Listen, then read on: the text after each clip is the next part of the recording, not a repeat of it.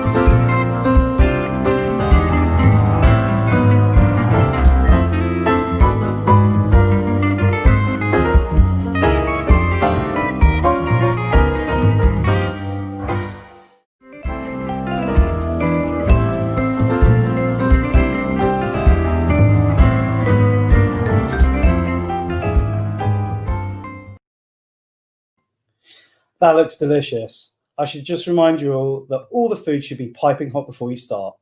Please make sure you leave your ovens on at 180 degrees for your desserts, and don't forget those comments and pictures. Now, ladies and gentlemen, while you're enjoying your main course, it's my very great pleasure to introduce you to our first act this evening. He is an award-winning voice actor, impressionist, and presenter. He reached the live semi-final of Britain's Got Talent performing celebrity impressions. Ladies and gentlemen, please put your hands together and give a huge virtual clap for Mr. Darren Altman.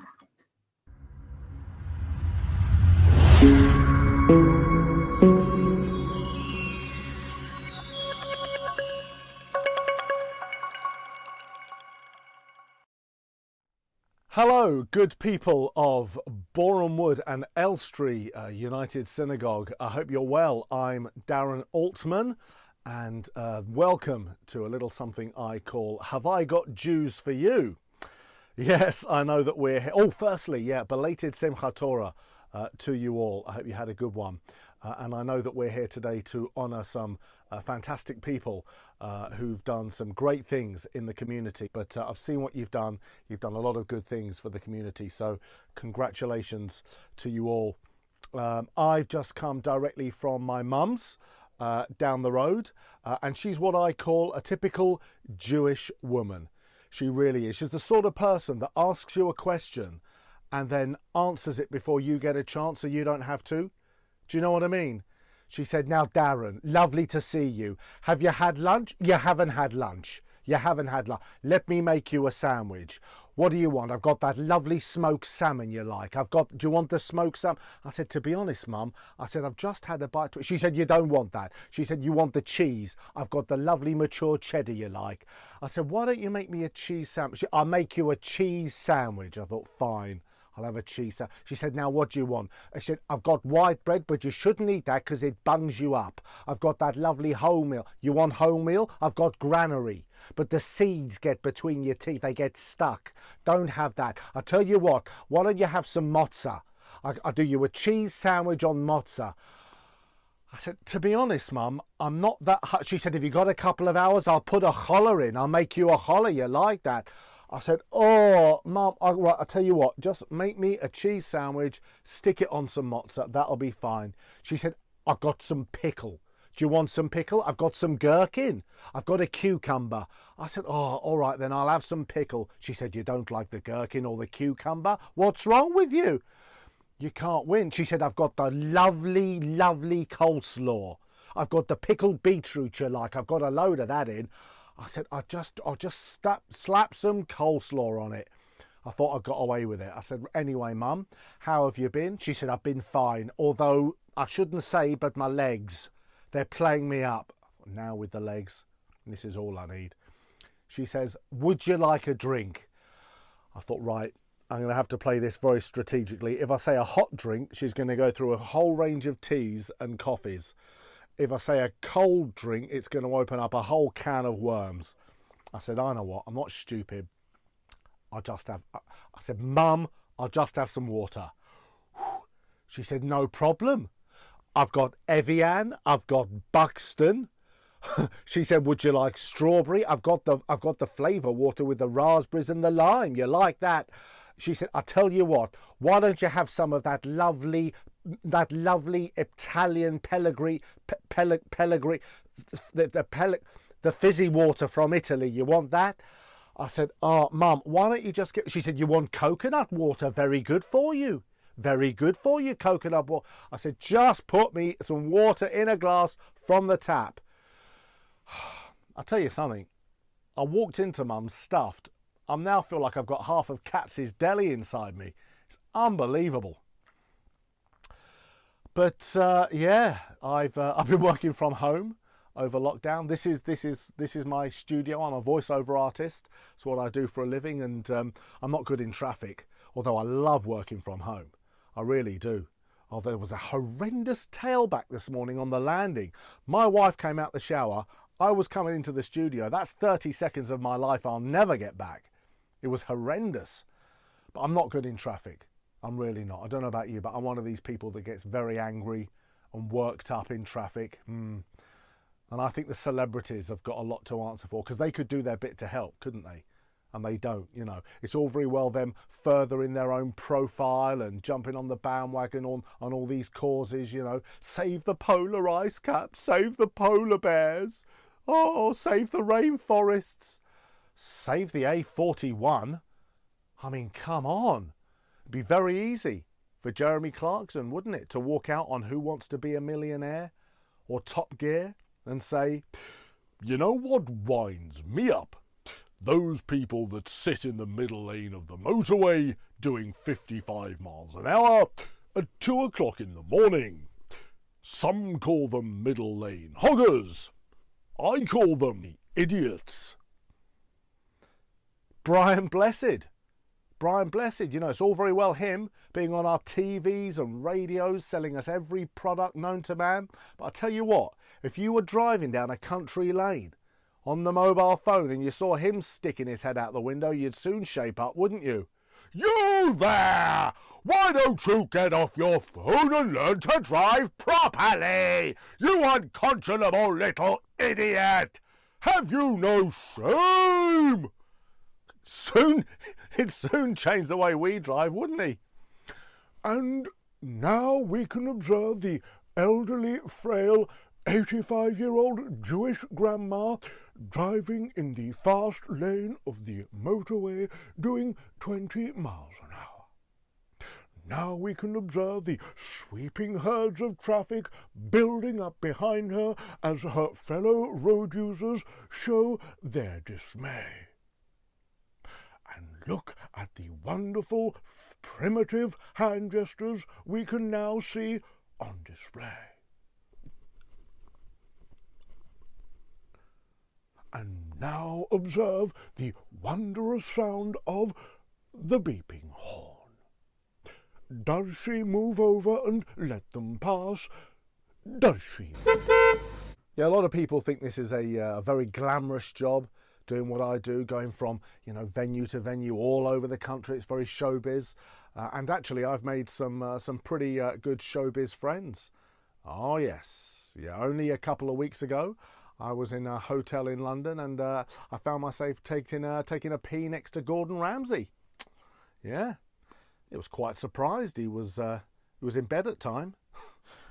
It was at that point that Darren realised he probably wouldn't tell that poor attempt at a joke on a stage again. Yes, but I love Gordon Ramsay. I think he's brilliant. He's the only man that can sound angry and annoyed, even when he's handing out praise, isn't he? It's unbelievable. Hey, big boy. Yes, oi. Hey, Bertie, big balls. Yes, oi. Young man. Oi, look at me. Hey, oi, yes, you. The lobster was cooked and seasoned beautifully. Wow. Yes, the mussels were delicious. Wow. Hey, oi, young man. Oi, young man, you. Hey, Bertie, big boy. Oi, look at me. Well done. Yes, okay. Now get out my kitchen. Yeah. What, taking a pee next to Gordon Ramsay isn't showbiz enough for you, eh? No? Last week I went to a party and I was introduced to the guy that does the announcements on X Factor. Yeah, you know the one. And I got really excited. I had visions of him saying, "Hello, Darren. Delighted to meet you. I'm about as excited as the double discount sale at SCS." But he didn't. He doesn't talk like that way. I don't know what I was thinking, He said, all right, Darren. He said, you want me to do the voice, don't you? Oh yeah. He said, yeah, it's going to cost you. It's going to, what you're looking at? What about a monkey a minute, aren't you? I'll tell you one thing he did tell me, which I actually found quite interesting. He told me that he started out as a newsreader on Radio 2. Can you imagine setting your alarm for 6 o'clock in the morning, only to be woken up by "Police are looking for a suspected murderer, as the mutilated remains of an 89-year-old man was found today in a park in Brighton." And now here's Sean with the weather. Well, that's it from me for the moment. Thank you so much for having me. It's been a lot of fun, and I want to say congratulations to all the people that have been honoured today in Boreham Wood and Elstree Synagogue. You've done a great job and fantastic things for the community. My name is Darren Altman. If you want to look me up, I'm on Twitter at Darren Altman. I'm on Instagram. My website's darrenaltman.com. I'm even on TikTok, although I don't do the silly TikTok dances.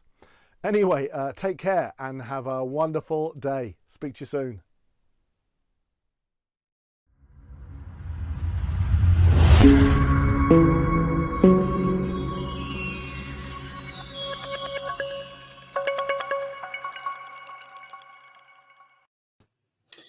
Wow, I'm sure to agree that was absolutely brilliant. A huge thanks to Darren Altman. Well, now it's time to go to our first live link this evening, and it's my very great honour to welcome to the screen Chatan Torah, Andrew. Good evening, Andrew. How are you? Evening, good thanks. How are you? Yeah, very good, thank you. I'm pleased you could join us. I understand you've just been flying an aeroplane, is that right? Well, simulator, yes. Okay, so it wasn't a real aeroplane, we were just a simulated plane. Okay. I was in Johannesburg, but made it back in time. You made it back in time, thank God. Andrew, we asked your wife to send a few words about you, and she tells me you're a bit of a carnivore, and rumour has it you've never eaten a vegetable. Is that true? Pretty much, yes. I also hear you're a bit of an action man. You've been a police officer and an ambulance responder, is that right? Correct, yeah. Tell us a bit about it. How long have you been doing that for? So I've been responding with London Ambulance Service for about 8 years now. Wow. So is it right to say you're a little bit of an adrenaline junkie? Is that right? Possibly a little bit. Well, Andrew, I'm going to have to cut short our interview as it's time to go live and hand over to the chair of Bournemouth Nursery Synagogue, Simon Mitchell. Good evening, Simon.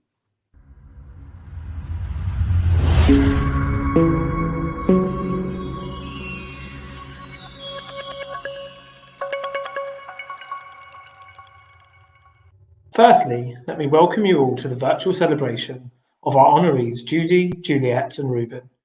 Even in these strange times, it feels great to come together in recognition of those who've made an outstanding contribution to BES. I'd also like to thank all those who continue to plan, deliver and engage with programming, helping us all stay connected. The knowledge that over 200 of us are sharing a meal and an evening of entertainment and good food makes me realise how lucky we are to live in such an active and vibrant community. This event would not have been possible without Avi, our magnificent marketing and events manager, who has planned so much of this evening, or Josh Muntz, who is behind the scenes running the production. Thank you both. Thanks also to the team at Eat Me, Elliot Spencer, or any of our amazing acts. Throughout the evening, I'm going to be giving a short speech to each of our honorees. First up is you, Andrew. Andrew, I can still vividly recall the meeting we held at my house shortly after I had decided to stand for chair, and I was looking to put a team together. Before that meeting, I knew you mainly as the pilot, or the bloke who davens really quickly, which, by the way, is a huge compliment. We spoke about the things we both wanted to achieve and found we had a lot in common. In fact, your only request was that you could bring a friend along for the ride, and while you held him captive as you flew him back from Tel Aviv, you managed to bring Johnny along too. While I will of course take the time to talk about your many achievements as an HO of our community, I wanted to also mention your other significant contributions to both our community and the wider world. You lead services regularly, inspiring us with your davening even in these strange COVID times. Without you, the services this year at Allen Hall would not have been possible. You were the Gabbai, the warden of the Limud Minyan, developing a new wave of participants and service leaders, and helping re-energise it. Of course, outside of BES, you have been a local councillor, a magistrate, and currently serve as a volunteer paramedic for East of England ambulances. Some say you simply love any job that comes with a uniform, but we know your dedication comes from a far nobler place, your heart of gold. As Vice Chair of Croxdale, you oversaw a period of real innovation, exciting Kiddushim, Shabbat learning activities and numerous events, giving your all for nothing in return. You even generously ensured that no food went to waste by eating most of the leftover brisket at the Shavuot barbecue. Andrew, you're the number one person I would want alongside me in a crisis. No matter how animated a conversation gets, you remain calm and pragmatic. When emotion runs high, you remain placid. It's an amazing trait for an HO, and it's served our community so well. As Rudyard Kipling famously said, if you can keep your head when all about you are losing theirs, then you'll be an airman, my son. Thank you for everything you do and have done for BES. Mazel tov. Now, that's enough from me. Here are some messages from some surprise guests. Andrew, wishing you and all the Zucker family a huge mazel tov on becoming Chatan Torah. Apart from being one of my closest and dearest friends, you are also someone who commands respect for your cool, calm, collected, and reasoned advice, as well as an ability to take on an inordinate number of roles at any one time. A pilot, senior bench magistrate, first responder, shul service leader, former vice chair, former community policeman, and of course, a loving husband, father, brother, and son. I can think of no one more worthy of receiving the highest honor our community can bestow. Mazel tov again, my friend. Andrew, great stuff.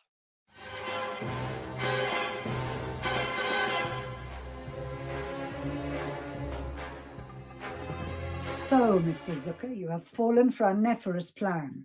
First, we distract you by making you one of the Chattanim, and then, using our space laser, we're going to separate your living room from the rest of your house, allowing you to fall into the underground swimming pool full of flesh-eating octopi.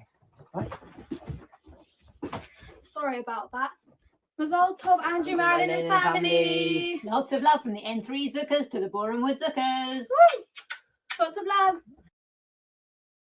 3 years in RADA for this.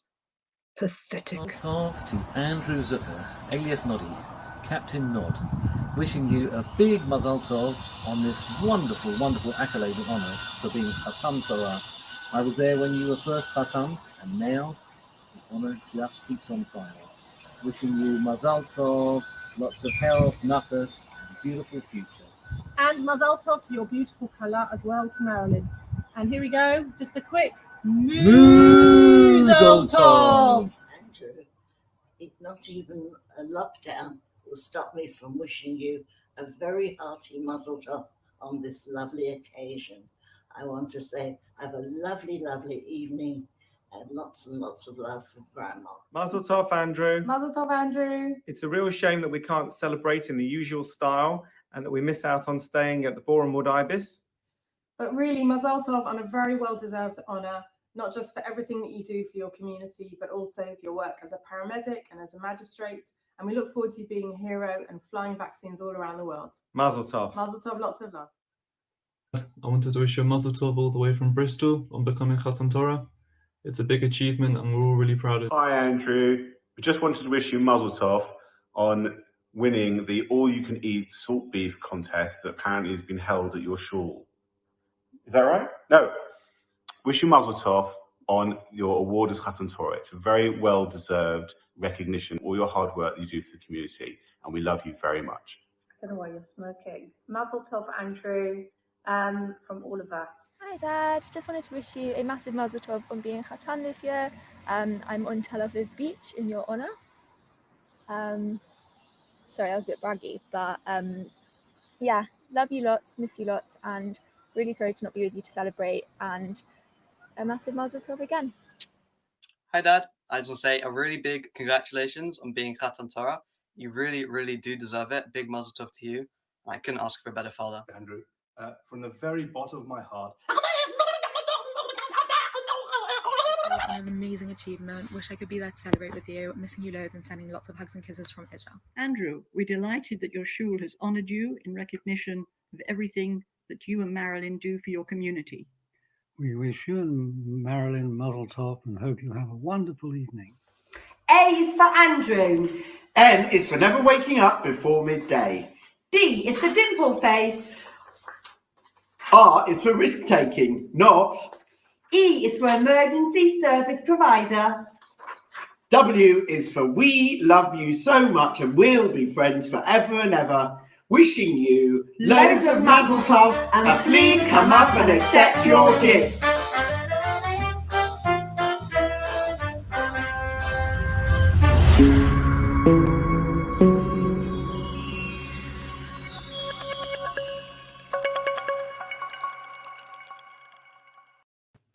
Wow, what a wonderful video, and a huge Mazel Tov to Andrew and all his family. It's now time for our second act this evening, and along with some very special guests, would you please welcome Magic Circle member and magician extraordinaire, Ben Levy.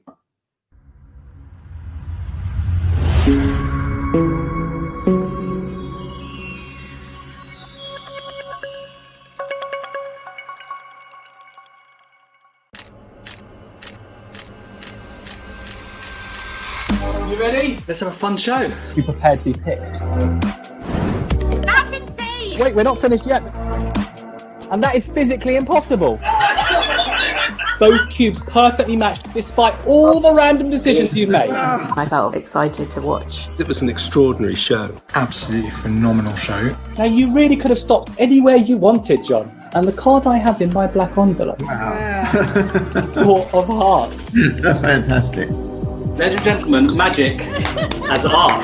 That is unreal. Zoom event like no other Zoom event. I thoroughly and fully recommend Ben. Did you see it? Get in! Amazing. Seriously nice. Before the show, I put a piece of card in that box and I wrote something on it. No! So many things I just couldn't explain. How does he do it? Literally, I don't know. That's black and white, and that's black and white. You've chosen only the black and white ones. Very good. That's magic for you. Thank you for making some amazing decisions this evening.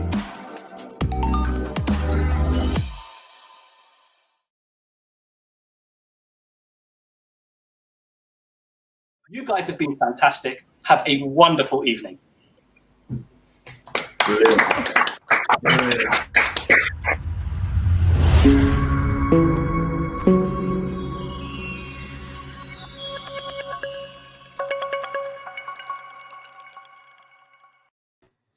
Ben Levy, everyone. What a show. Thank you so very much. I'm still quite baffled as to how you did that. Absolutely brilliant. Well, good news for those of you with a sweet tooth. It's time to get dessert in the oven. That's 180 degrees for 12 minutes. And while dessert is cooking, I'm delighted to share this very special message from Rabbi Alex Chapper.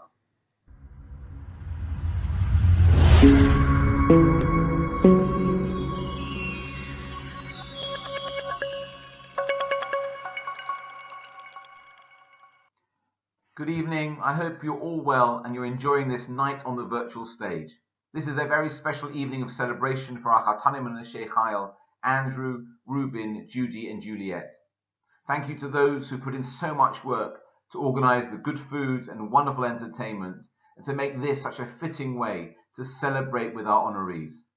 So tonight we honor our Chattanim and Neshei Chayil for their huge contribution that they've made to our community, each of them in their own way.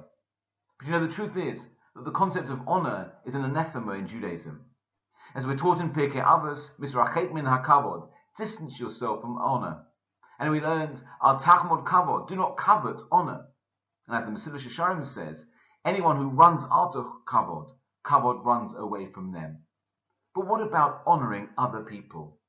Rabbi Shlomo Wolbe teaches that kavod isn't about being polite or being a mensch. It's about recognizing and publicizing something that your friend is good at. When we honor someone else, we're telling the world about our friend's greatness and importance. And this helps us understand how we can give honor.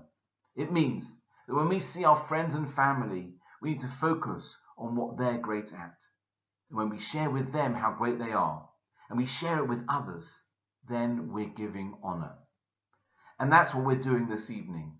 Honoring 4 exceptional people and the wonderful contribution that they've made to our community. You know, the story is told about the Bertitcher Rov, who was looking out over the town square and he saw everyone rushing about in such a hurry. And he called out to one man, "What are you rushing for?" And the Ram replied, "I'm running to make a living." The Rav said to him, "What makes you so sure that your livelihood is in front of you so that you need to rush to catch up with it? What if it's behind you?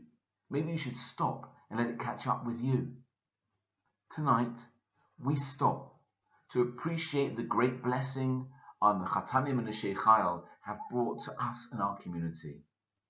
And so Andrew, Ruben, Judy and Juliet, Eva and I wish you and your families a huge mazel tov on your very well-deserved honor. And we thank you for everything that you've done. I hope you enjoy the rest of this evening in your honor. Thank you, Rabbi, for those kind words. And it's now my very great pleasure to welcome Neshei Chayil Judy. Good evening, Judy. How are you? I'm fine, thank you. How are you? I'm really good, thank you. Enjoying tonight's celebration so far? Very good, thank you. Good. And if you don't mind me saying so, I've read your bio, and you seem to be very much part of the furniture at Berman Nursery Synagogue. I believe you've been living in the area since 1975. So you've been part of the setup here for a long time. What would you say has been the biggest change here at Berman Nursery Synagogue in your time in the community? The traffic, the number of stores they now have, the number of kosher shops we now have. So you've seen some big changes. Yeah. That's fantastic. Well, Judy, thank you. We're now going to cut across once again to our Berman Nursery Chair, Simon. Hi, Simon.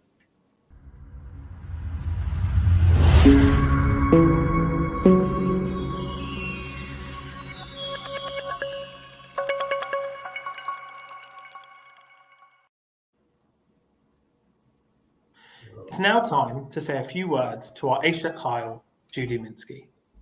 Judy, as anyone who has read your bio knows, you are one of the true heroines of our community. For over 45 years, you have given so much, not just in your own right, which I will talk about, but also in support of your family, which has over the years contributed so much to BES. Tonight, were it not for lockdown, we would be standing in the Kolrina Hall, named for the nursery you governed, and then chaired for so many years. You led the guide troop. You volunteered regularly for all the various rotas at BES. You were a key member of the group of pioneering families who took a small community and gave it the warm, caring, innovative atmosphere that we aspire to even today. For many of our members, though, you are best known as the kind face that welcomes them, delivering new member packs and above all a warm smile. You are the contact that gets them usually to their first shul event, a new members evening, and so effortlessly help them meet key people in our community, encouraging them to take their first steps in contributing time to our community as volunteers. In fact, on a personal level, a big part of the reason Deborah and I moved to Borehamwood was because of you and Godfrey. I was lucky enough as a friend of Gabby to spend many wonderful Shabbatot in your home. The tame ones when you were there, and the slightly less tame ones when you weren't away, and Gabby did the hosting. Indeed, when we first decided to buy in Borehamwood, it was your home we set off from to view properties. And it's no coincidence we lived in the flats opposite you, and then down the road for so many years. Our experience is the experience of so many. Your warmth, your friendliness, the way you open your home makes a lasting impact that translates through to the way you welcome people into BES.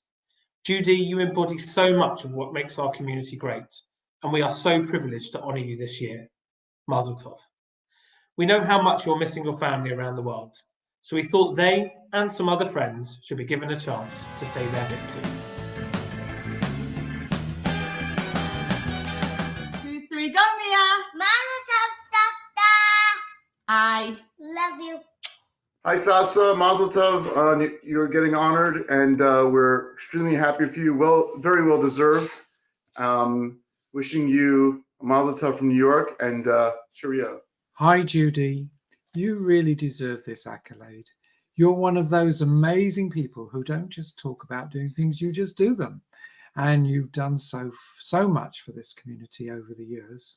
13 Red Road is forever open to visitors, and your table's always full, whether it's strangers or all of us mates. We've only got 20 seconds, so all I'd say is enjoy everything that everybody's saying about you, all those nice things, because they're all true. Mazel tov and lots of love. Mazel tov, l'chaim. Hi, Safta. We love you. We miss you. What do you say to Safta? Say to Safta. See you soon. Bye-bye. Mazal tov to you. We are so happy for you, a true Neshei Chayil, and you absolutely deserve this honour. Enjoy your evening. We're really sorry we can't be with you, but we send all our love and wish you a huge mazel tov. Enjoy. Enjoy. L'chaim. Mazel tov, Safta! All our memories are of you being so involved in the shul. You really deserve this, and we're sorry we can't be there in person, but we're enjoying tonight. Say, I love you. Mazel tov. Bye. Bye. Hello from North Woodmere. Mazel Tov, Mum. Such a well-deserved award for such an Neshei Chayil. We're so proud of you. Can't wait to see you. Here's our message from Sue and Stuart Gerard to Judy Minsky. We wish you all the best today, and also really want to say we're glad we've known you for a long, long while, because you, dear Judy, are an Neshei Chayil. Running to help folks here and there, London, New York, yes, anywhere. We're glad others see you today as a talented lady in every way. So mazel tov, Judy dear. You're Bournemouth's finest for this whole year. Mazel tov. Mazel tov. Mia, what's your message for Savta? Mazel tov, Savta. Mazel tov, Savta. We're so happy for you.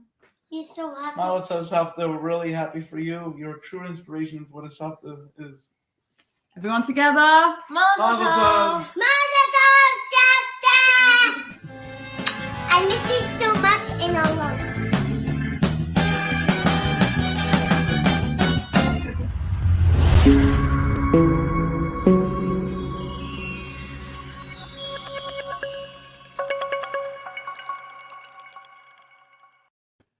Wow, lots of kids. What a beautiful video. Mazel tov, Judy, to you and your family.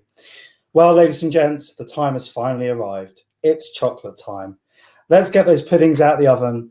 And while we do that, it's over once again to Eat Me to show us how to plate up.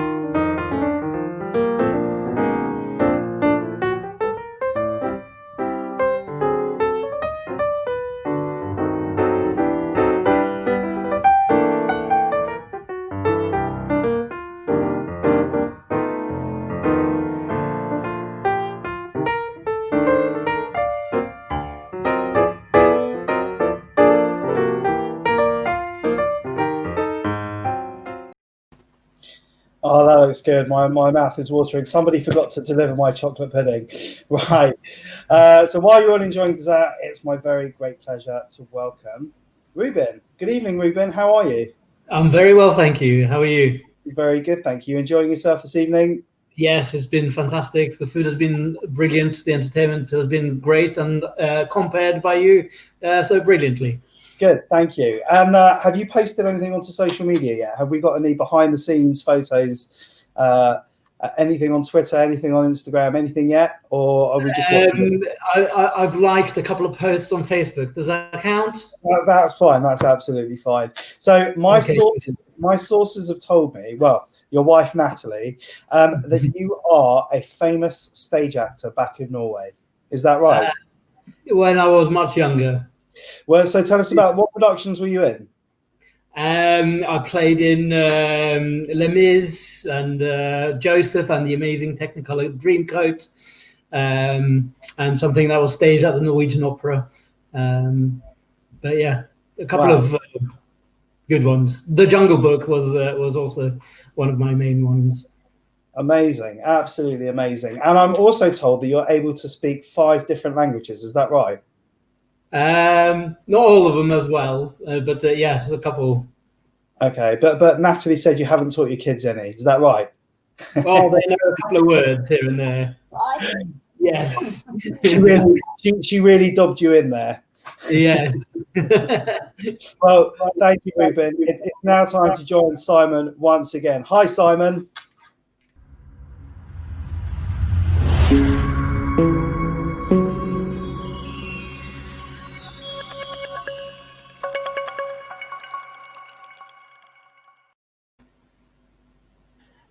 Now we move on to our Chatan Bereshit, Ruben Rodner. Ruben, you are one of the hardest workers in this community, with an attention to detail, an energy, focus and output that is in many areas peerless. Everything you do is done to perfection. No rock is left unturned in your pursuit of excellence. And dare I say, you bring a level of process and structure not often seen in communal volunteering. What is perhaps the most impressive is the breadth of areas in which you have made such an impact, all in just 14 years since you and Natalie moved to Bournemouth. From children's services to security, you've revolutionised the way we run rotas, not just by bringing in Rota Central, but also by continuing to find new and energetic volunteers to contribute to BES. You lead by example, never shy to volunteer yourself, and can often be seen standing out the front of Yavne, come rain or shine, keeping everyone safe and sound. When we first met, you were holding the portfolio of town liaison, a role you made your own. You didn't just represent BES at forums of faith or with the local council. You championed interfaith as a key part of our communal strategy. Your foresight in establishing closer bonds, even taking the rabbinic team to attend an iftar, created a platform for BES to play a stronger role in supporting the town around us. A platform, I should say, that has enabled us to quickly extend our network to support other local people during lockdown. Every community needs a Ruben, a tireless worker, a dedicated volunteer, a thorough and considerate organiser. As the late Rabbi Lord Sachs said, great leaders create leaders. And Ruben, your example has not only inspired others to volunteer, but to step up and lead as well. The structures you have created and the impact you have made will live long in the memory of our wonderful community. We're also grateful to you, Ruben, for all you have done. But don't just take my word for it. Here are some messages for you.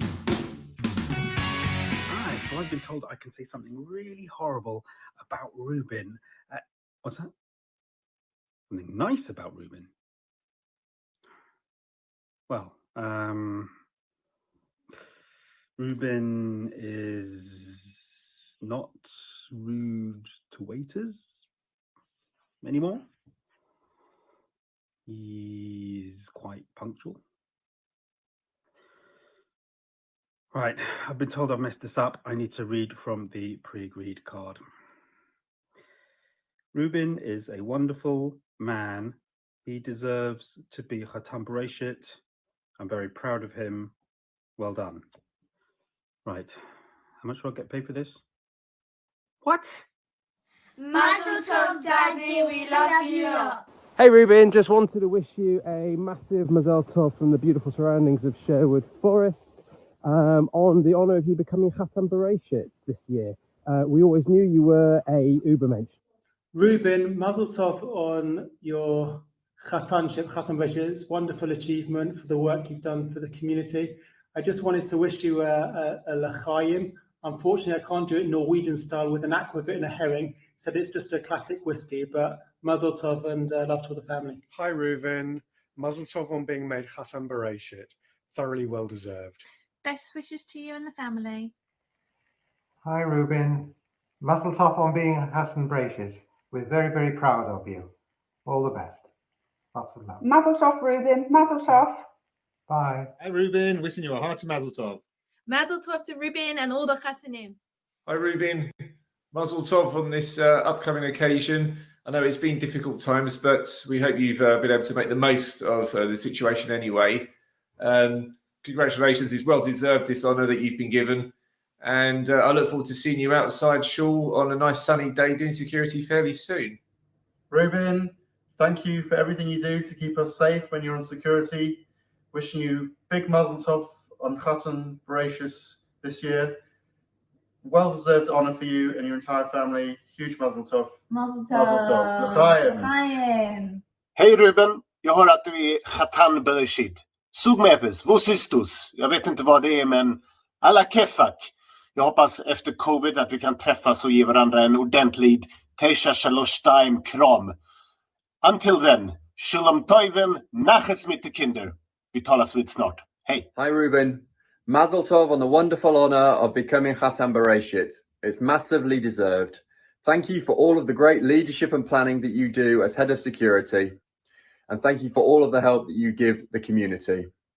I hope you enjoy your special occasion. Mazel Tov and Hello, Ruben. Just wanted to wish you and the family Mazel Tov on your being Chatan Bereshit. It's extremely well deserved after all the amazing things that you've done for the community, for Yavna, and continue to do. We're really excited to celebrate with you tonight and wish you and the family continued success with the community. And thank you for all that you do. Mazel Tov and enjoy the celebrations. Mazel Tov, Ruben, on being made Chatan Bereshit for this year. A very, very well-deserved honor, given all the work that you've done for Shul over many, many years. I'm having a single malt in your honor. L'chaim. Hi, Ruben. Just wanted to wish you a huge Mazel Tov on being honored of being Chatan Bereshit, an honor you truly deserve for all the things you do in the community. Myself and my family, thank you very much for keeping us safe, for helping with the welcoming, and all the interfaith stuff you do. A huge Mazel Tov. Huge Mazel Tov, Ruben. Big Mazel Tov, Ruben. Mazel Tov being Chatan. All the work you've done, keeping us safe and secure. Well done. Mazel Tov. Enjoy the evening. Hi, Ruben. Huge Mazel Tov for this amazing award of Chatan Bereshit, which is so thoroughly deserved for all the work you've done in the community. I hope you've celebrated in style. Mazel Tov! Mazel Tov, Ruben, on the Chatan Bereshit. I can't wait for us to celebrate together. We'll have a drink. Ruben. Mazel Tov, Ruben, a well-deserved honor with lots of love from the Nathans. Ruben, Mazel Tov, a truly well-deserved honor. Hope you enjoy your celebrations. We look forward to celebrating with you. Yeah, Ruben. Reading Bereshit, the story about the world's creation, is a big code. We are very proud that your community has chosen you for that part. But the enormous support of Natalie, Gabriel, Tamara, and Jacob gives you the extra energy. We wish you all a wonderful celebration. Mazel Tov. We love you all.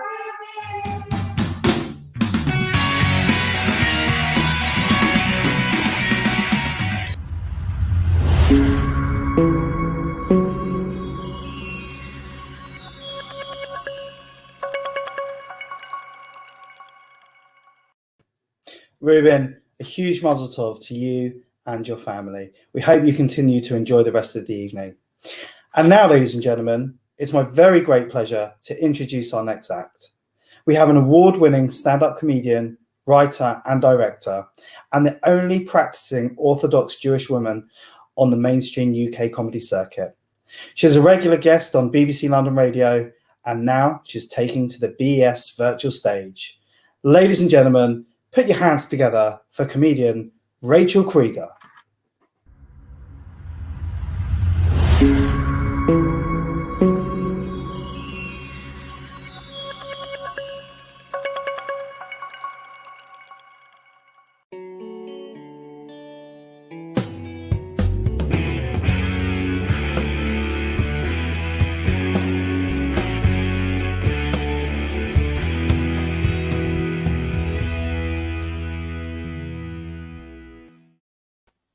Hello and Mazel Tov.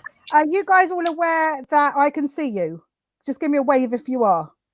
Excellent, because otherwise this could get super embarrassing. So big Mazel Tov to you, to Andrew, Judy, to Juliet and Ruben. Fabulous event, and congratulations to the Shul for putting this all together. Now, I understand that we were all sent instructions how to prepare our food for this evening. I thought it was all a bit master chefy. I assume you've got the same instructions. I'm going to show you mine. I don't know if you can see that. Oh God, bit of a disaster. I'm half expecting Monica Galetti to come in and criticise how I filleted the fish. Can I see any of your food? Do you want to just show it to me? It looks posh. No, I'm very impressed. I think Marcus Waring would like it, or Greg Wallace, who I have no idea what he does on MasterChef. I don't know what he's doing there. He's not a chef, is he? They used to call him the ingredients expert, and then they've updated it this year to professional judge. And I'm hoping next year they'll be a bit more honest and just say like bloke who likes posh food for free, which is all of us, isn't it, today? But I want to ask you another question, actually. Have you had special benches made for this meal? That's what I want to know. because that's what we all like, right? It's the personalized benches, and the ones we all love the most are the ones with the menus in them, right? Like those are the best.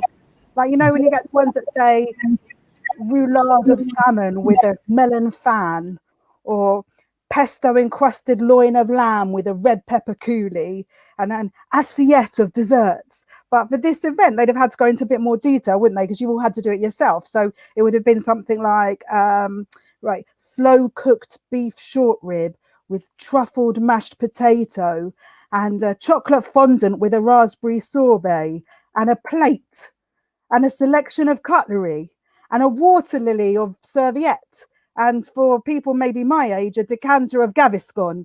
But my heart really, out of this whole evening, it just goes out to those families who've paid for every member of their household to participate in this evening.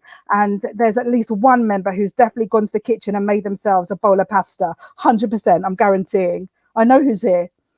I've been told a little bit about the honorees, and I think it's amazing just how much I can personally connect to you all. I'm trying to look at you guys and at the front at the same time, and I think it's making me very cross-eyed.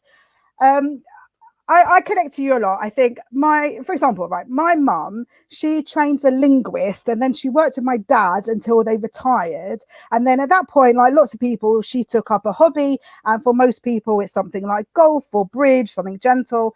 But she became, like Judy, she became a shadchan, a matchmaker. I always have to explain to people, a matchmaker like Fiddler on the Roof, with a bit less of a focus on sewing machines.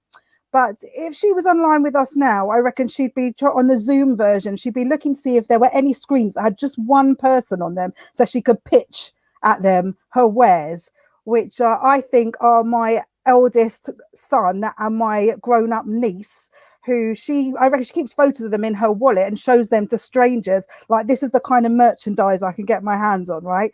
This is the kind of bride and groom stock I keep round the back. That's what I reckon my mum's like.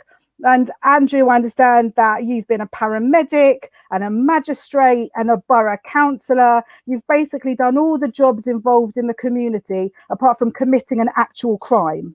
So if you did do that, actually, then you'd have to call yourself to the scene to check on yourself, and then you'd have to judge yourself afterwards, and then campaign for a brand new bylaw against yourself, which you would then have to break. That is exhausting me just thinking about it. But good on you for all that great work. These are very impressive credentials. Well done. I mean, you've definitely got more qualifications than Greg Wallace has to be a judge on MasterChef. But I have to tell you that my cousin actually achieved something even better.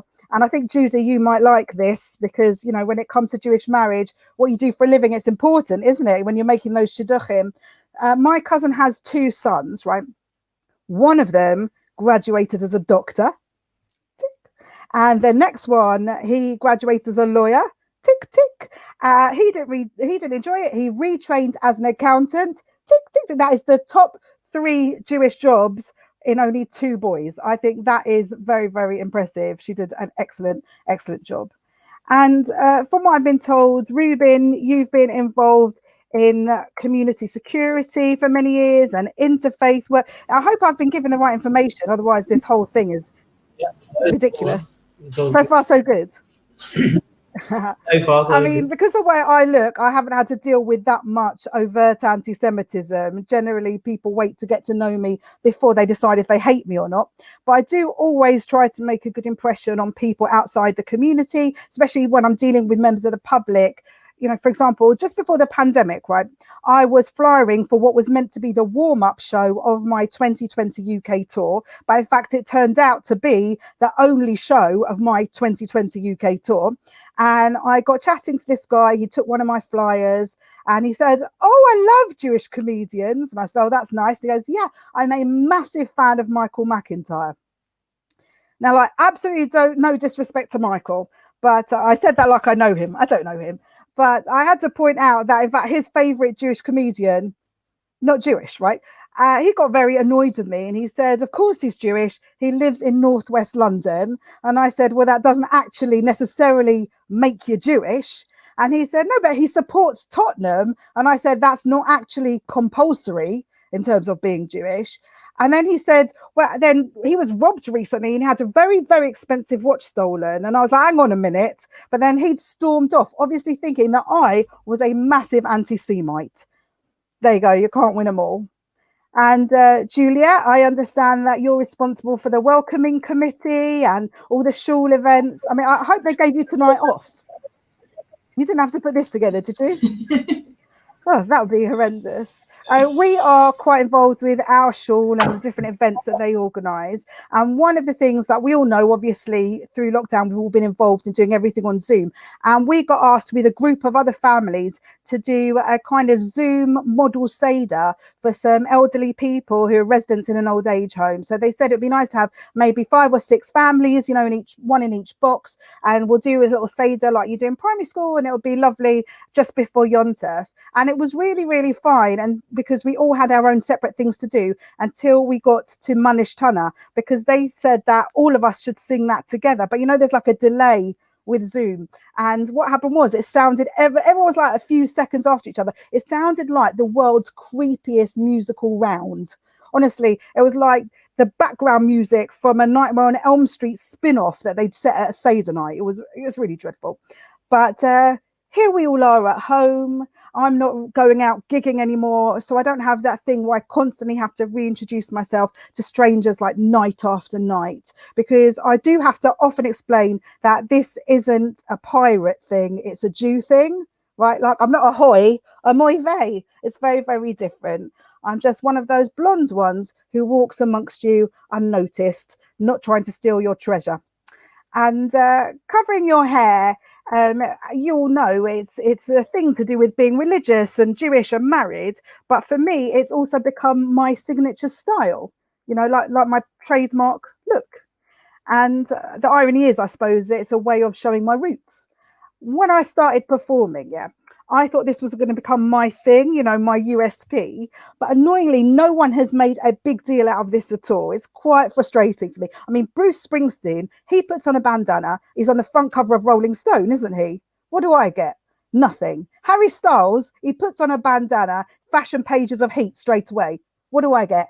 Nothing. I mean, if I said to you, Bret Michaels from the band Poison, we've got quite a mixture of ages here, not everyone would know him, but if I showed you a picture of him in his bandana, you would all recognize him as a pop star straight away. And I get nothing, even though they've all obviously paid like an image consultant to come up with their fashion decisions, and my stylist is literally God. You know, if I ever became famous and I wanted to walk through the streets unnoticed, I reckon all I'd have to do is whip off my tichel. I'd be invisible, wouldn't I? I wouldn't need anything. No kind of disguises, nothing. Actually, I was once in Temple Fortune and I was walking up the road and I saw Jonathan Ross off of the telly, and he was wearing Ray-Bans, like an electric blue snakeskin print suit and a fluorescent purple trilby hat and shoes. And he had his head down. He was all hunched over like this, not making any eye contact. And I honestly wanted to tap him on the shoulder and say, you know what, Jonathan, you don't want to be noticed. Try jeans and a t-shirt. And a bandana. Apparently it works, like a cloak of invisibility. But the weirdest hair covering I've ever seen, it was on this woman on the tube who was wearing a furry hat, and it looked like a circle of rodents, like something from I'm a Celebrity, get me out of it. It was so weird. And you know, they say in London, you're never more than 6 feet away from a rat. And everyone in that carriage had filled their quota between Euston and King's Cross. We could just go about our day. We didn't have to worry about it. But people have very mixed feelings about covering your hair. And I think that's because one of the origins is supposed to be the concept that an adulterous wife had her hair uncovered, which I think is the Jewish equivalent of a ducking stool in medieval time for witches. You know, like if you drowned, you weren't a witch. Hooray! And if your hair is covered, then nobody's found out about your fling with Kevin from accounts. And at the moment, we're all working from home and my husband is doing my accounts. And he's going to be very surprised when he finds out about Kevin. Anyway, it does seem that God is quite particular about what happens on your head. Because, for example, Buddhists shave theirs and Sikhs grow theirs and Orthodox Jews cover theirs. And you can only assume that after working hard on 6 days of creation, the 7th day was spent watching Extreme Hair Wars on Channel 5. No other reason.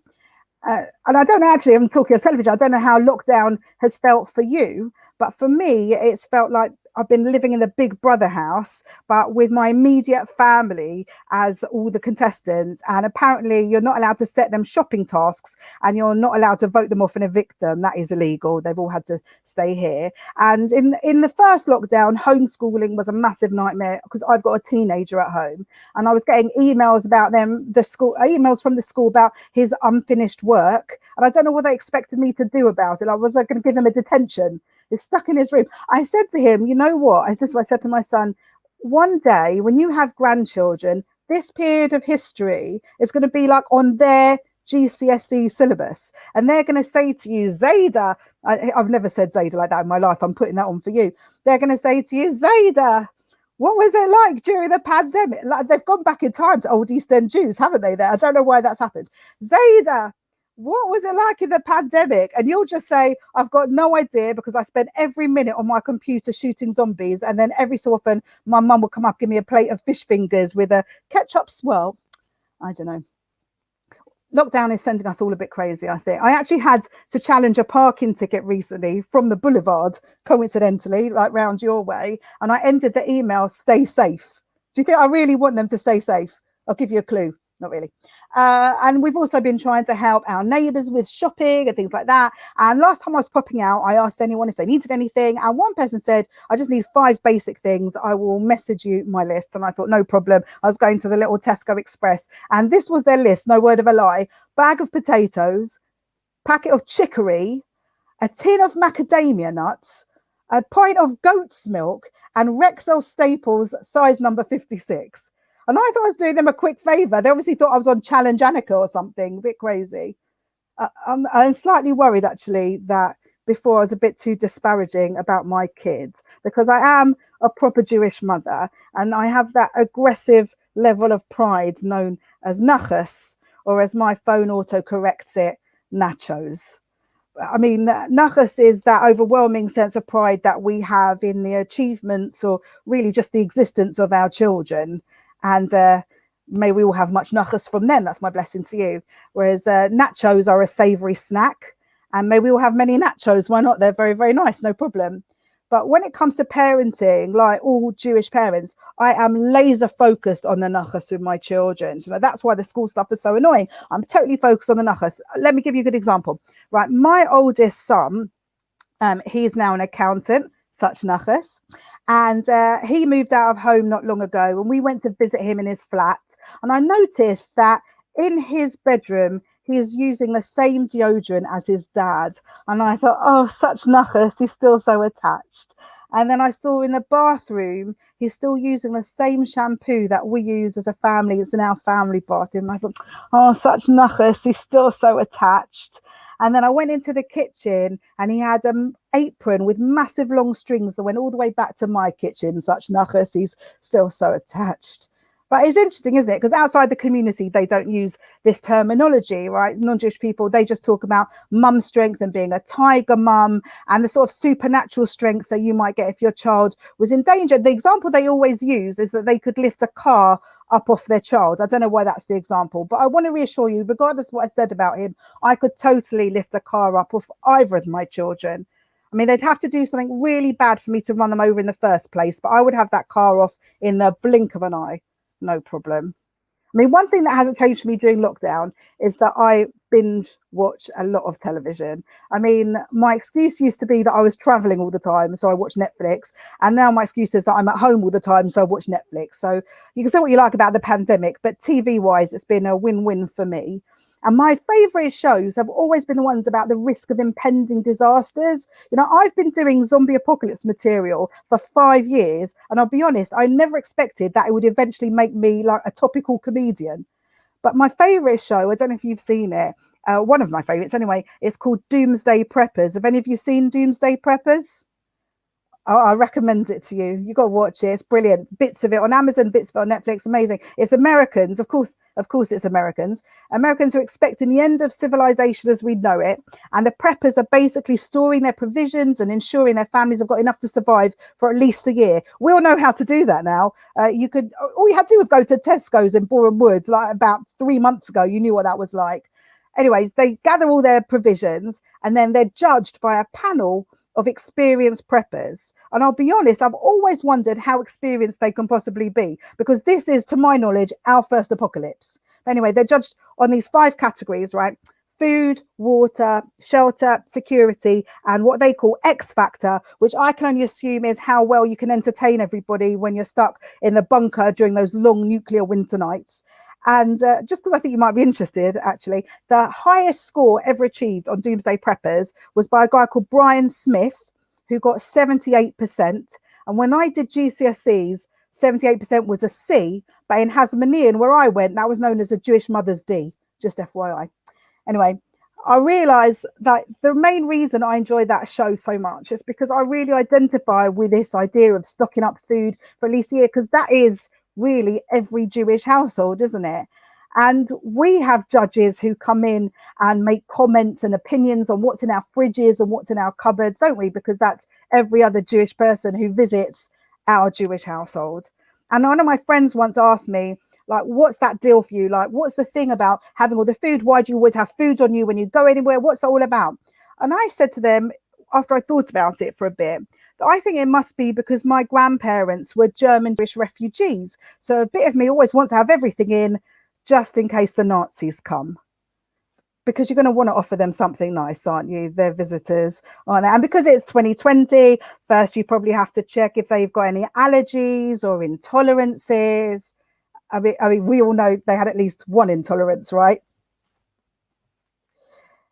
You know, actually, I was just thinking, there's only been one episode of Doomsday Preppers which had a Jewish family, and they were trying to stockpile kosher food, and they had to get special astronaut meals from NASA because, as we all know, even long life kosher milk goes off between the shop and the freezer in your bunker. Absolutely 100% true. As well as keeping kosher, I have a ton of allergies and intolerances myself. We can only assume that if I so much as went near a shellfish, I'd go into anaphylactic shock long before God could strike me down with a bolt of lightning. I mean, that is one of the reasons why I hate it when the media tries to use the Jews as political prawns. Apologise for the pun. I really like it.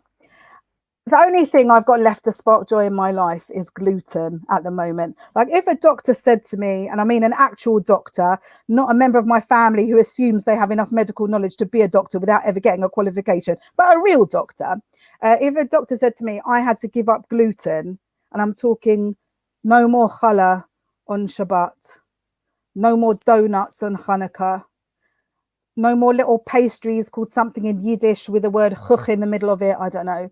I think I'd be so depressed. I'd eat a handful of peanuts and let the chips fall as they may.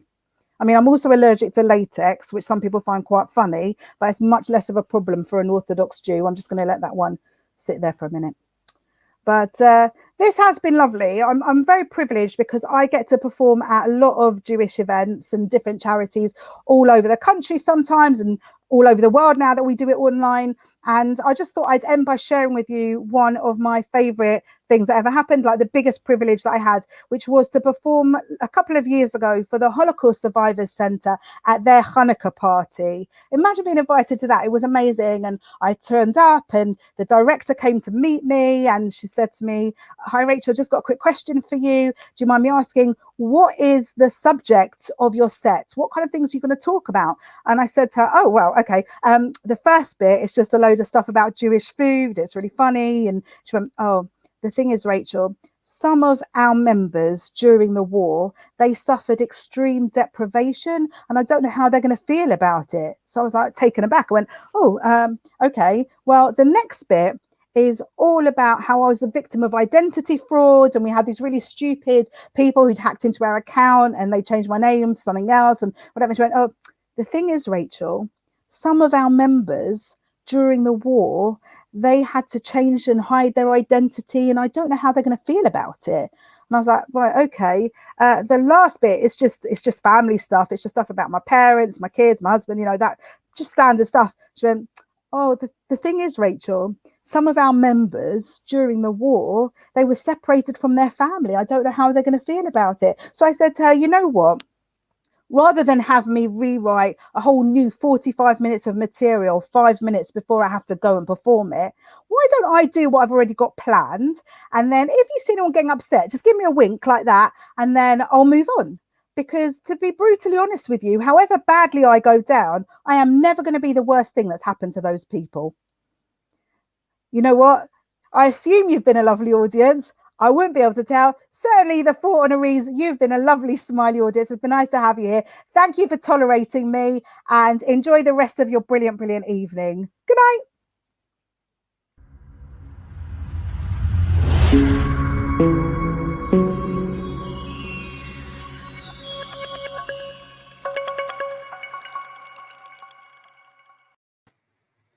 Rachel, thank you so much. That was absolutely hilarious, and we will be looking out for your next live show.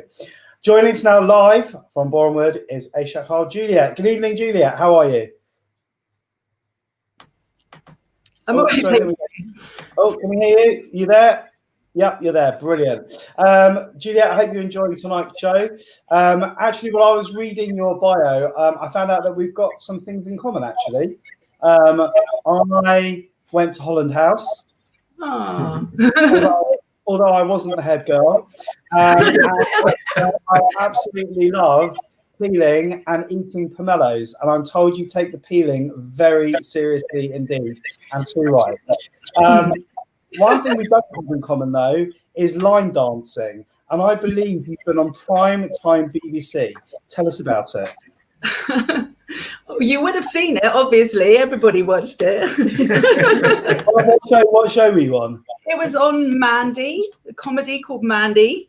It's okay. You have to look it up, BBC iPlayer. Well, actually, we've got some of the footage here. No, we haven't. we wouldn't do that. We wouldn't do that for you. But, thanks, Julia. Well, right now, for the final time this evening, it's my great pleasure to hand back live to Simon. Simon.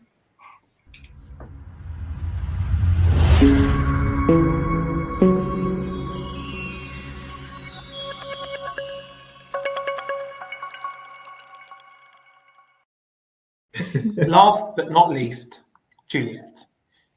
Every so often in life, you get the opportunity to work alongside someone who is truly inspirational. Every action they take has a purpose. They're always dignified. They don't waste words. They innovate and they deliver. We are lucky that our Neshei Chayil Juliet is one of those people and has chosen to give so much to our community. Juliet, you're one of those who in the background quietly carries this community forward, never faltering. When there was a chance to develop something new at Yavneh, you were there. When we needed to expand and run children's services, you were there. When we needed a voice on social media and a way to form a digital community, you were there. When there's a new face arriving in shul, you're there to give them a warm smile and directions. When we needed someone to recruit and train volunteers for JLEX, bringing Judaism to hundreds of non-Jewish school children each year, you were there. CRP admissions admin, you were there. Kiddush Rota, you were there. And of course, when we needed someone to step into a key role in our community, managing communications and events, you were there.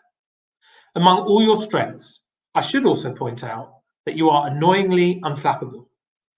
I remember well when, with a flourish, I walked into the shul office and said, Juliet, I was thinking this year we may make Simchat Torah themed around Charlie and the Chocolate Factory.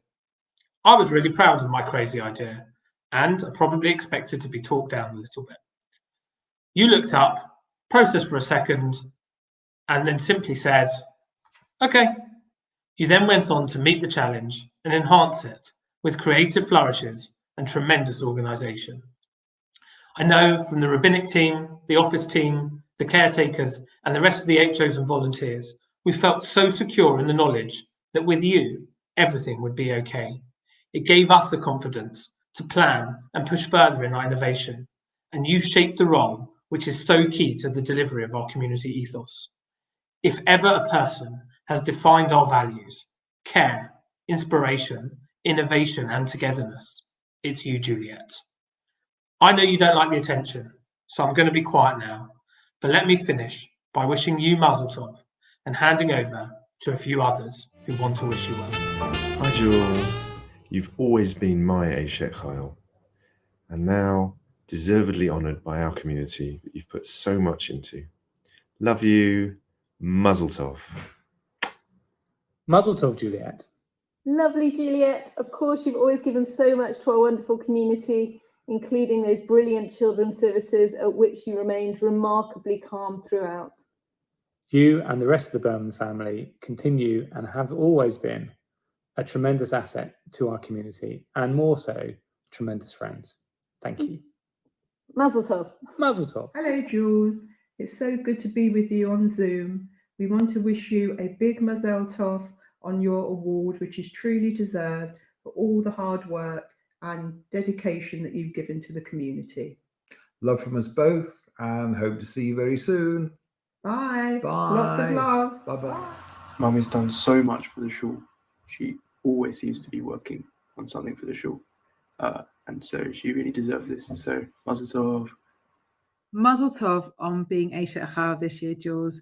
Can't imagine a more worthy person. You've done so much for the shul and for the community right from the beginning, and you are just such a truly wonderful person. Thank you for being an amazing friend and doing so many wonderful things for the community. Bye, love you. Hi, Auntie Juliet. Mazel Tov. Hugs and kisses. Bye. Hi, Jules. Wishing you a huge Mazel Tov on the honour of Neshei Chayil. Very well deserved. You are truly a remarkable and wonderful person for the community, of course, but for us, you are precious and special and giving and supportive and nurturing and all the things we could ever ask for in our very best friend. And we're so proud of you in this achievement, and we wish you a huge Mazel Tov. So, Mazel Tov. We feel so proud to be considered your friends. We dearly love you and your family. We love living around the corner from you.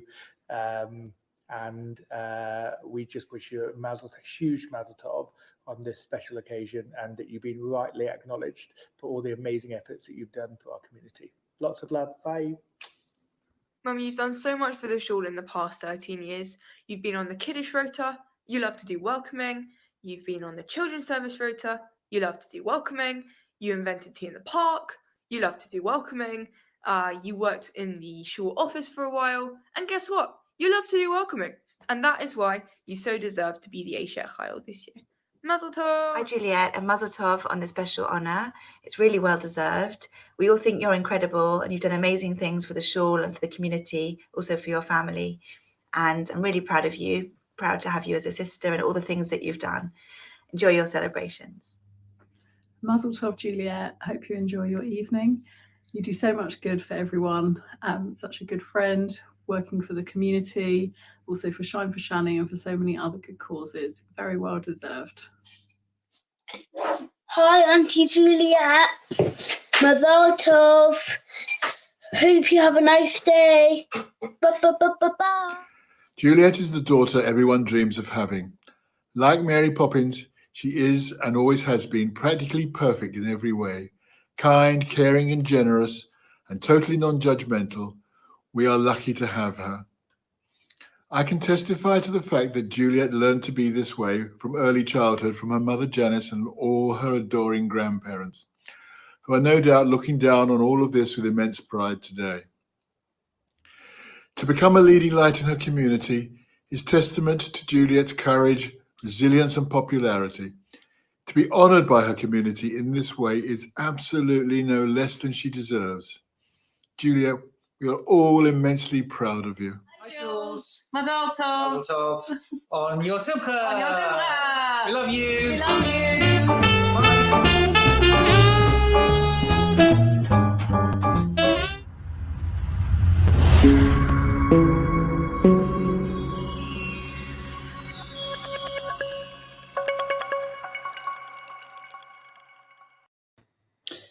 Juliet, we hope you enjoyed your presentation. A huge mazel tov to you and your family.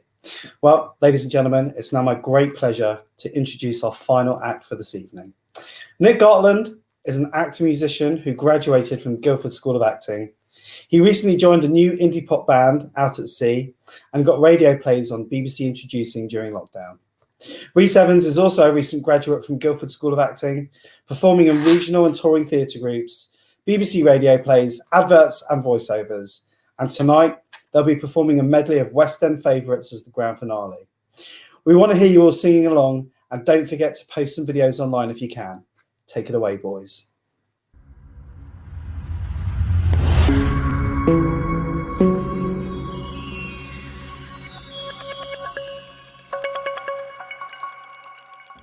Ladies and gentlemen, thank you very much for staying. Oh, hold on. Are we not waiting for John? Are you here?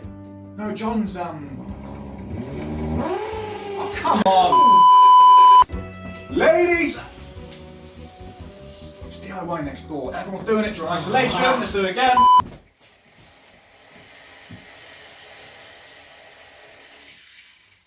Ladies and gentlemen. Hold on, we're waiting for John.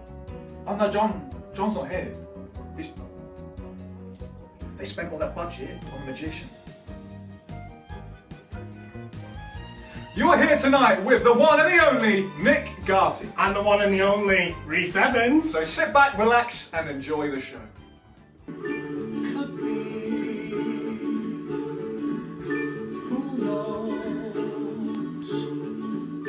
There's something due any day. I will know right away, soon as it shows.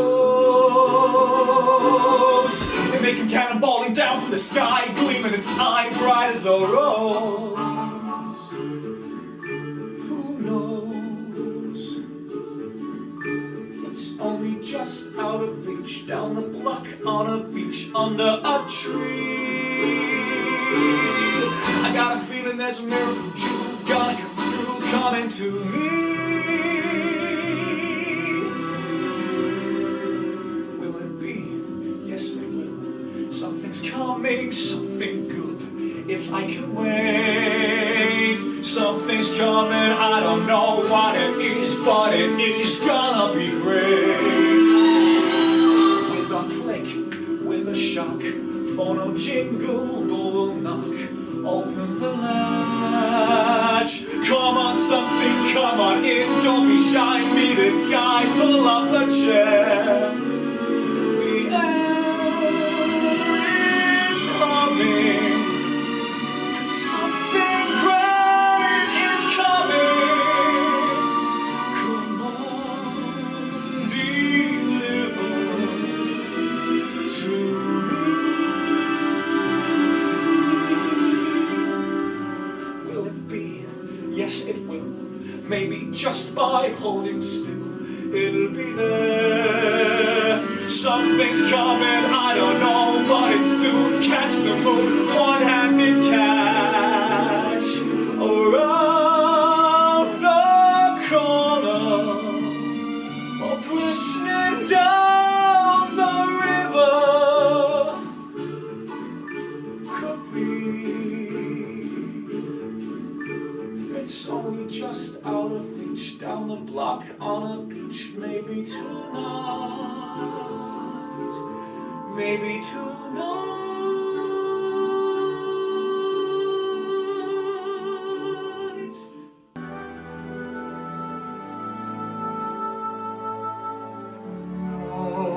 No madness, though the sad power may prevail, can possess, conquer my country's heart.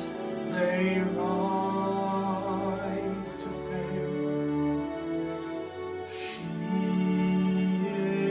is eternal, long before nations' lines were drawn. When no flags flew, when no army stood, my land was born. And you wonder why I love her, through wars, death and despair. She is the constant, we who don't care. And you wonder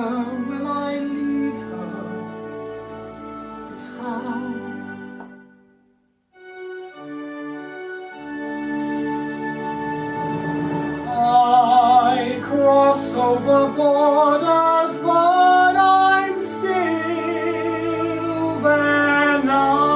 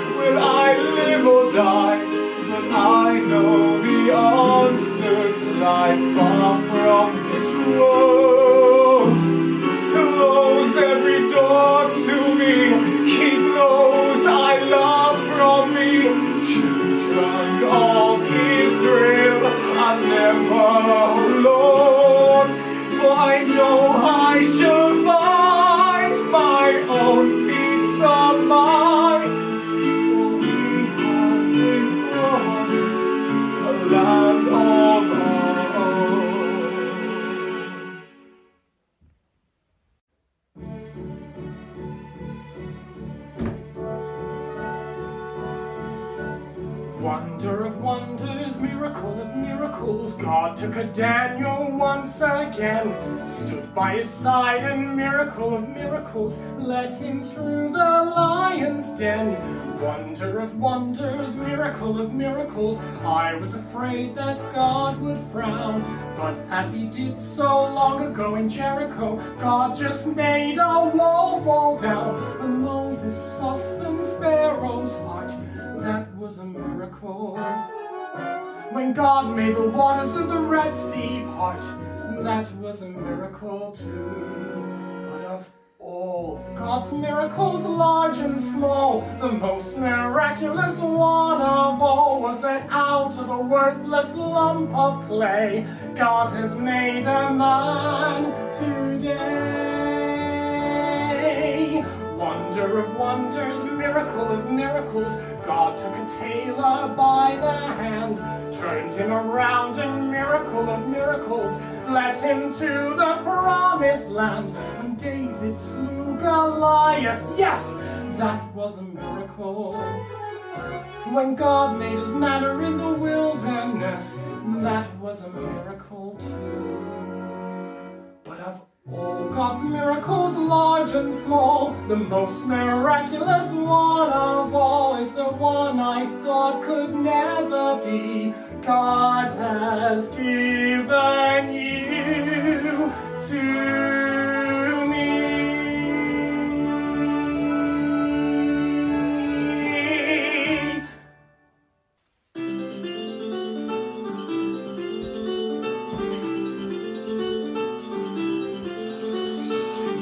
Are some gumshoe you just don't think will get this done? Gumshoe, you come from my inkwell. Is your mouth lonely with 1 foot in there? Stone your brain only holds thoughts I put in there. You, what you are I'll spell out. You are a novel pain, 1 speck of lint that fell out the last time that I picked my brain. You are so jealous of my track record. Tolstoy, do tell us your feeble head record. Your weak knees brand you soft and unstable. 1 small thread and you fold like a card table. You drawl at my adventures. Your broads in bed aboard. Go home and soak your dentures. Your pen is no match for my sword. You're nothing without me, and no one who'd go undefined. You wouldn't exist, you'd never be missed. I tell you, you're out of my mind. A show off, a blowhard, you're equal parts hot air and gold. And no one would count me without me, you're nothing at all. You're in my plot, I'm still your creator. I call each shot, I'm your private dictator. You're so thick that you eat, sleep, breathe fiction. I'm your middle ticket, knee deep in cheap fiction. You gloating ignoramus, you haven't any shame. Hey, I'm a famous Seamus, and most people don't know your name.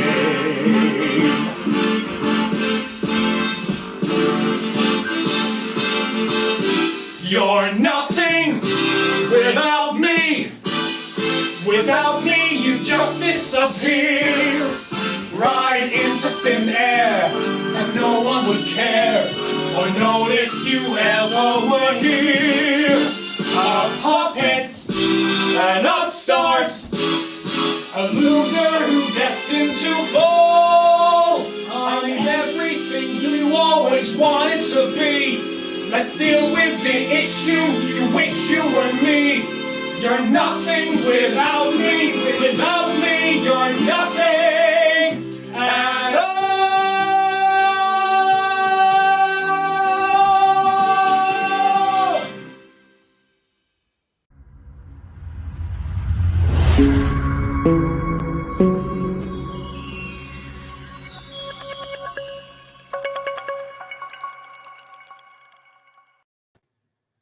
Thank you so much to PPA West End Medley, Nick and Reese. What a great way to end an incredible evening.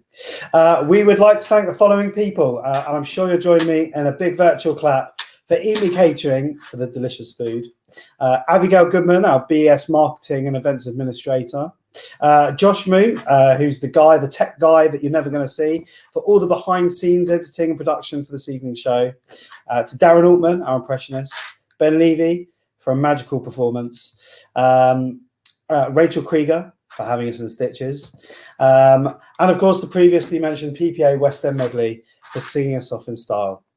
Of course, the hugest mazel tov must go to our honoured guests, Andrew Zucker, Judy Minsky, Ruben Rodner, and Juliet Berman. My name is Elliot Spencer. From all of us here at Bournemouth Nursery Synagogue, we'd like to thank you all for joining us, and we wish you a good night.